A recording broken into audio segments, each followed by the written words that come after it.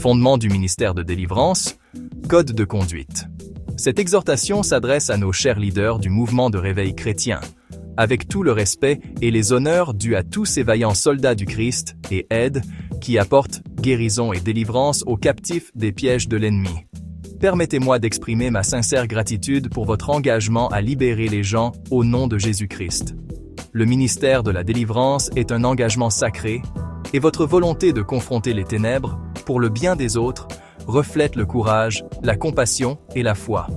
Nous devons certainement définir et examiner les prémices d'un code de conduite biblique pour ce précieux ministère de guérison et de délivrance. C'est certainement une question urgente et une matière à réflexion pour ne pas prêter attention à l'ennemi rusé qui pourrait nous embrouiller et nous diviser davantage. La question n'est pas de laisser les jeunes ministres de la délivrance tomber dans le piège des fils de Séva, ni de simplement attrister le Saint-Esprit par leur excès de zèle aveugle, parfois sincèrement déployé pour honorer la réputation de la puissance de Jésus. Au-delà d'une synthèse de sagesse pratique, dans ce ministère vital figurant dans mon livre, je voudrais vous adresser ce doux message correctif à vos équipes de délivrance. Ce message est une simple tentative écrite de corriger sans accusation afin de préserver l'unité du corps du Christ. Voici la principale ligne directrice, pour être une idée claire et nette, afin de vous faire gagner du temps et d'éviter les distractions. Ma humble demande est de rester patient, ouvert à apprendre et à corriger. Priez simplement pour moi si vous le jugez nécessaire pour ma propre correction. Si la crainte de l'Éternel est toujours le commencement de la sagesse, comment pouvons-nous parler au nom de Jésus, commander et agir publiquement en sa présence sans nous conformer à sa voix? Même en présence de roi, on ne peut parler ou agir sans se soucier de l'offenser. Il s'agit de votre légalité en utilisant une autorité déléguée et non un chèque en blanc sans aucune retenue. Dieu a toujours besoin de vases terrestres comme instruments pour opérer légalement dans les affaires des hommes. Il doit passer par un être humain afin d'intervenir légalement selon son propre pacte et la loi de justice. Nous savons que Dieu est patient et peu préoccupé par lui-même, et il est plus intéressé par la délivrance de son enfant piégé, même si cela est fait de la mauvaise manière.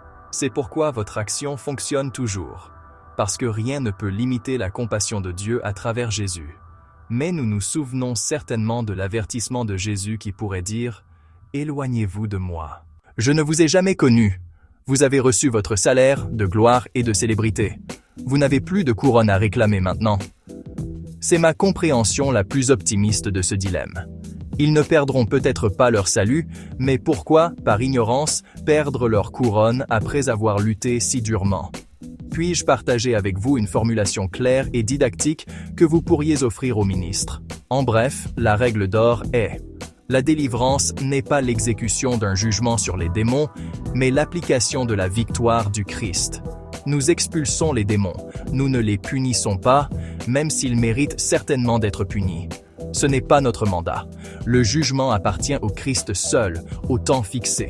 Le ministère de la délivrance est un dépôt sacré, et votre volonté de confronter les ténèbres pour le bien des autres reflète le courage, la compassion et la foi.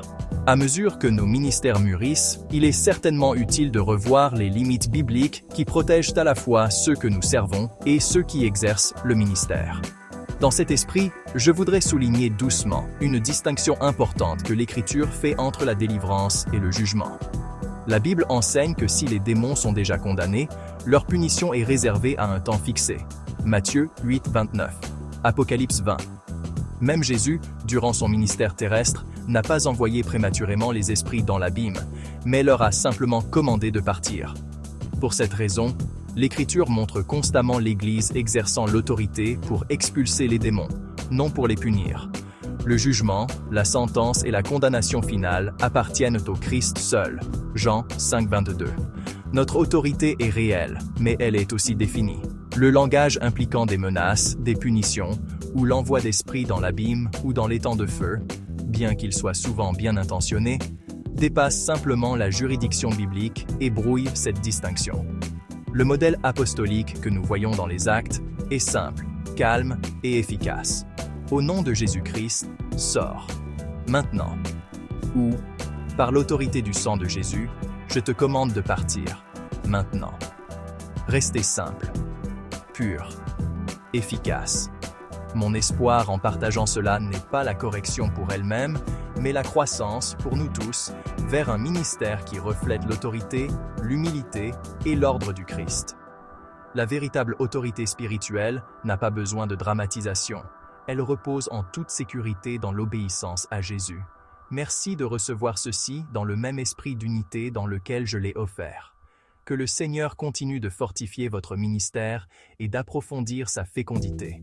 Avec respect et amour fraternel, Christelle Requemel.